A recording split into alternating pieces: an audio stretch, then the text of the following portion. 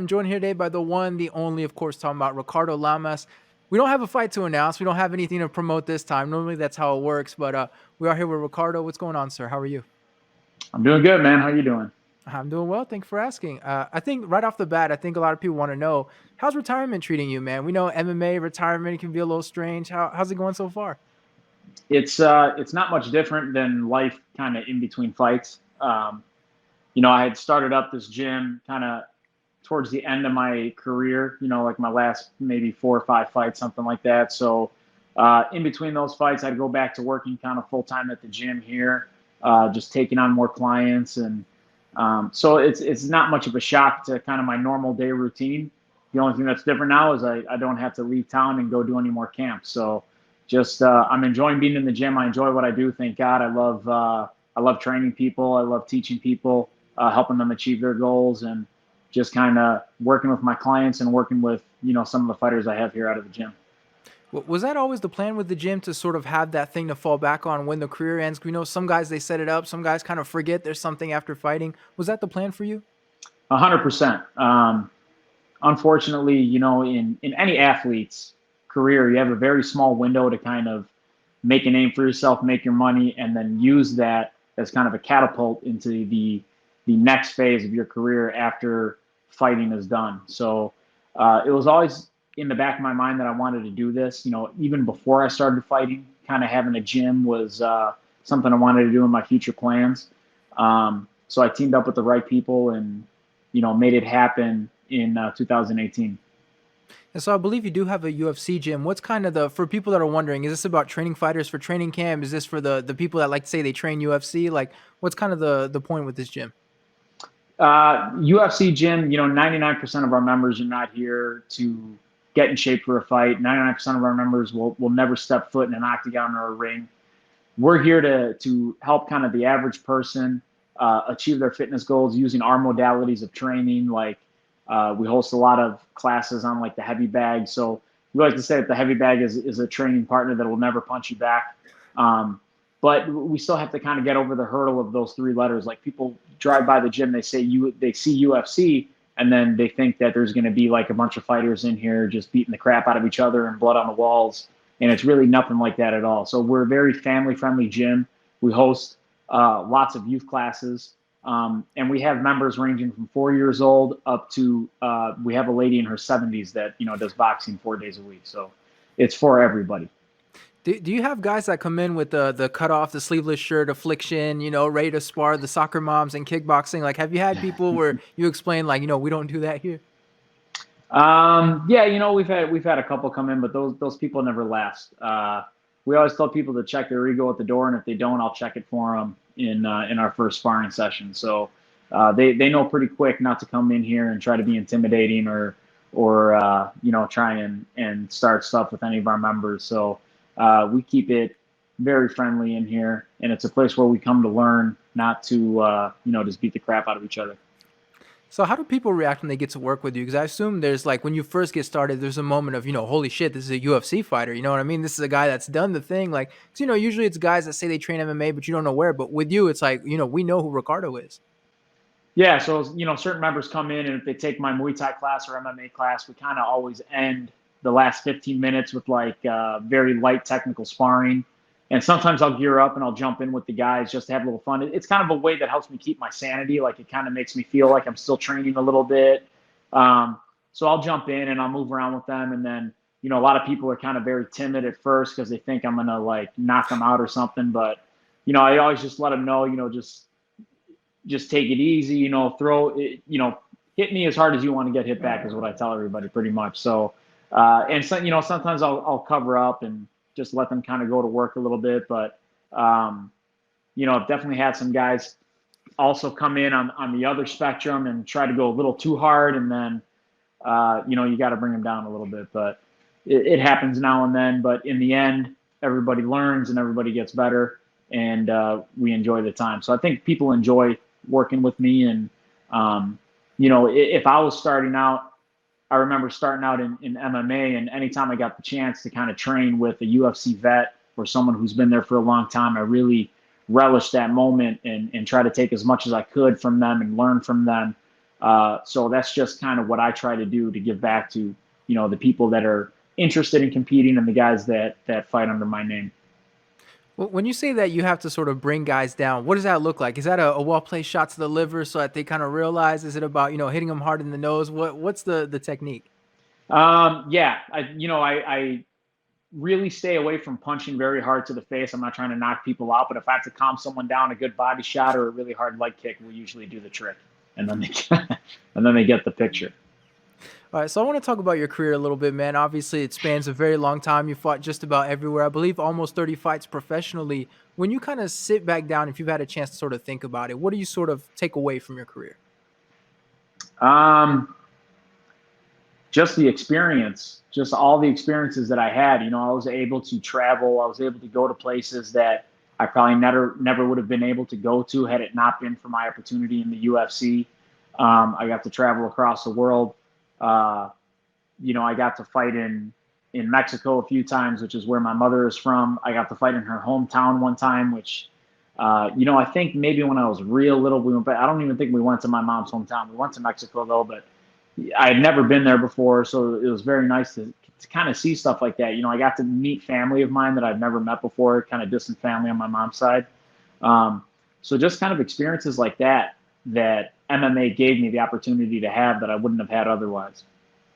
Do you have any regrets when you look back on your career like that? Is there one thing in particular that really nags at you? Like, you're like, man, if I could go back and change things, that would be something you'd think about? Um, you know, I would say like, losses here and there, but then again, losses are kind of what make you who you are. If it wasn't for failures that I had earlier in my athletic career, I don't think I would have made it to the heights that I did later on in my life. Um, Growing up wrestling in high school, it was like the dream of mine to like make it to the state tournament and be a state qualifier, which didn't happen for me. But because of that failure, it pushed me to drive a little more and it pushed me to compete in college. And then I reached new heights in my wrestling career in college and really improved and was able to kind of beat people that I never would have been able to beat in high school. And uh, wanted to be a national champ in college, but fell short of that. I was an All-American, but I was not a national champ. So that, again, kind of left me a little bit unfulfilled and kind of forced me to work harder to achieve what I wanted to achieve in my professional athletic career going into MMA. So now, I would have loved to have been a world champ. Again, kind of fell short of that. And, but now I could kind of use that and help it propel me in my professional career with the gym and really getting to where I want to be now. Do you have a moment you kind of look back on in your career that you're most proud of? Obviously, you've had some iconic moments. People to this day still talk about you guys and Max Holloway, the way you guys finished that fight. Is there something in particular you kind of look back on? You're like, man, I'm really happy. People are gonna remember me for something like that. Yeah, that Max Holloway moment is one of them. There's a lot of little ones. My first fight in my hometown in the UFC against Eric Koch. He was the number one contender at the time. It was kind of the fight that earned me my title shot. And it was the first time that like all my family and friends were able to go to the event and see me perform at the highest level. Fighting in my mom's hometown in Monterrey, Mexico against Diego Sanchez, who was like a legend in the sport. Just a lot of little surreal moments where I had to sit back and be like, wow, this is actually really happening. And it's hard to pick one. Fighting for the title is another one. It was on Super Bowl weekend in New Jersey, fighting against a legend, Jose Aldo, and just kind of making it to the pinnacle of the sport. Even though I fell short that night, it's still a memory that I hold dear, to my heart and will never forget. And just everything. There's lots of little things like that throughout my career that I'll never forget. I know you said after the Diego Sanchez fight, I don't know if you remember this, but you were saying like you guys touch gloves, high five before every single round, and the big surprise you were like, it felt like a sparring match. What happened in that fight? Because Diego Sanchez is an intense guy. We've seen him run out to the cage with a cross. Why was it you guys had such friendliness in that fight? I don't know. I just think there was kind of a mutual respect. Diego's a warrior, and he proved it in that fight. He was hobbling around on one leg, still trying to come after me. So I think when you share kind of the battlefield with somebody else and you guys are kind of giving it your all, there's that mutual respect. And I've never went into a fight like disliking my opponent or having hatred for them. I just saw them as another competitor, just kind of an obstacle in my way. And win, lose, or draw, I always had respect for them afterwards. So going up against a guy like Diego, saw us touching gloves and having fun in there. So one of the things, you were at featherweight during the great rise of the one Conor McGregor, and I know he was kind of going around at the same time that you were there. Did you ever sort of look at it like, fuck, I wish I'd gotten that fight? Yeah, it would have been cool. He was a growing superstar in the sport. I really rallied to kind of get that fight at the time when he was coming up, around the time they'd fought like Dennis Seaver before he got the title fight. Unfortunately, it didn't happen. But I don't dwell on things like that. Just wasn't meant to be. So that's it. I had plenty of other great fights against great opponents, and don't really sit and think about that one. If you had gotten that one, for you, you're a veteran and everything, how do you handle that sort of trash talk aspect? Because like you mentioned, you don't go in a fight with a lot of animosity, but this is different. How would you have handled something like that? I'm the youngest of 6 boys. So growing up and getting picked on made me develop really thick skin. So I probably would have had fun with it. It probably would have just taken me back to my childhood, like when my older brothers would be making fun of me. And, with all that, I kind of developed an ability to kind of throw it back at them right away. So I think I actually would have had fun with it and wouldn't have taken it so seriously and wouldn't have let him get under my skin the way a lot of his other opponents did. So I know at one point you were saying that you wanted to go on the Joe Rogan experience and you wanted to come with your father so you guys could talk about Cuba and everything. What's the latest on that? Has there been a conversation around it, or is it just something that you're hoping happens? So not too long ago, over the summer, around July, there were these kind of uprisings in Cuba where a lot of the people were going out to the street and protesting the government, that they wanted their freedom. So I kind of had sent out a tweet trying to get Joe Rogan's attention, saying like, listen, me and my father, because people who don't know my father, he was born in 1940. He lived in a free Cuba, and he lived under a dictatorship, first under Fulgencio Batista, and then he was there during the revolution when Castro took over. In 1959, my father, in the beginning, he kind of supported the revolution because Fidel was promising to restore democracy back to Cuba, give power back to the people, hold free elections, let the people choose their president and their leader. So my father was for that, although he had his reservations. He saw some things that made him think twice about it. In 1959, after Fidel took over, my father went into the underground and started fighting against the revolution in a little group he had. So his life, really, you could make a book or a movie about it. He's got tons of stories. He barely escaped Cuba with his life. Friends of his were not so lucky, who were sent to the firing squads. So my father, since he left, there hasn't been a day where he's given up that fight. He still fights even today. They hold events where they raise money and they send it to dissidents in Cuba. I've kind of had little projects myself where I raised money and I've sent money over to dissidents in Cuba as well with my father's help. So, I sent out a tweet trying to get Joe Rogan's attention, saying that, we're ready to go on a show and talk about it because it was really kind of popular at the moment. Unfortunately, Joe, he doesn't look at Twitter anymore from what I've heard, and he never responded. But I did get reached out to by another lady, Lydia, who worked for Tim Pool. So Tim Pool has a podcast, and they invited us on there, and we actually had a really, really nice conversation. It's on YouTube if anybody wants to look it up. It's about like 2.5 hours long, and it was really great. We got a lot of good feedback from it, and it seems like everybody enjoyed that conversation. That must have been fascinating for you growing up and hearing those stories because, it comes off as this mystical place that you are from, but that must have been fascinating for you hearing about that. Yeah, it is. And, every time that I sit and talk with my father about it, I learn something new. So like even at that podcast, for him, it's very hard to talk about certain things that happened during that time. And I can understand that. It's almost like a form of PTSD, like what he went through. And so I see that he gets very emotional when he talks about those times. But he opened up a little more on the Tim Pool podcast and kind of told stories that I didn't even know about.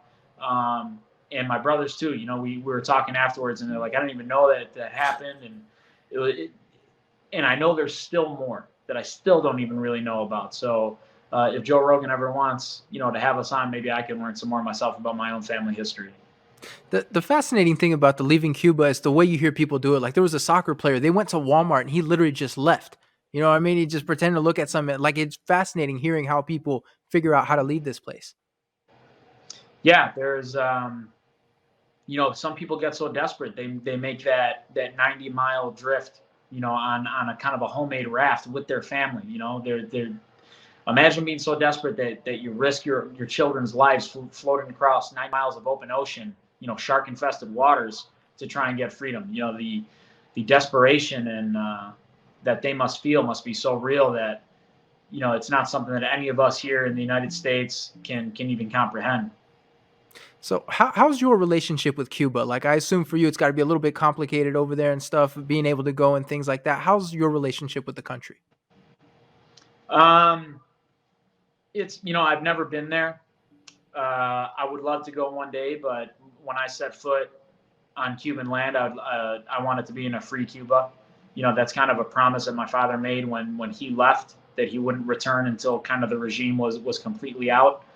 So for me to go back would kind of be like a slap in the face to my father and all the sacrifices that him and his friends have given in the fight for a free Cuba.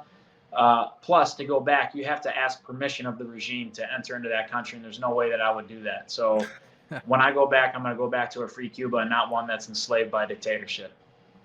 Let's get back to your career a little bit because I'm curious about retirement and stuff like that. At what point did that sort of get the R word sort of get in your brain and you start thinking like, okay, I'm thinking about wrapping this up?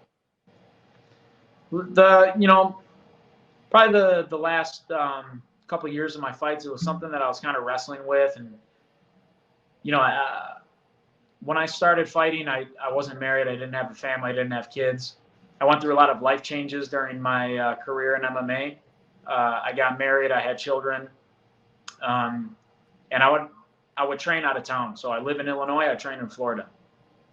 As I had kids and as I had a family, and as my kids got older and kind of, some of the camps my wife and my kids would come with. As they got older, as my son started going to school, they would have to stay back, and I'd have to go by myself. So the stress of just going through camp was getting worse and worse every time. And it just wasn't enjoyable for me to leave my family behind for a month and go to Florida and train. So I was kind of wrestling with it the last couple of years, but I always wanted to leave my career on a high note.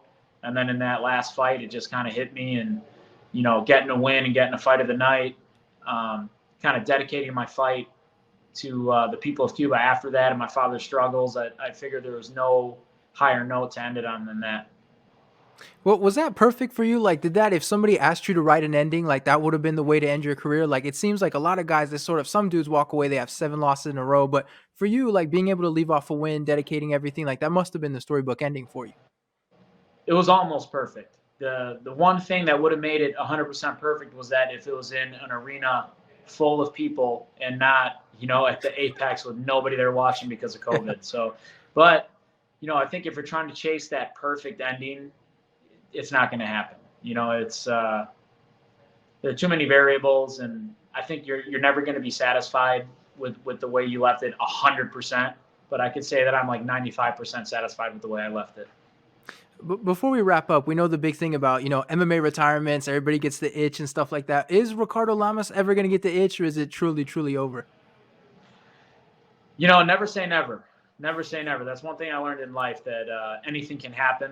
I'm not going to say that I'll never come back to MMA, but at the moment right now, the way I feel, I'm satisfied with what I'm doing in my life.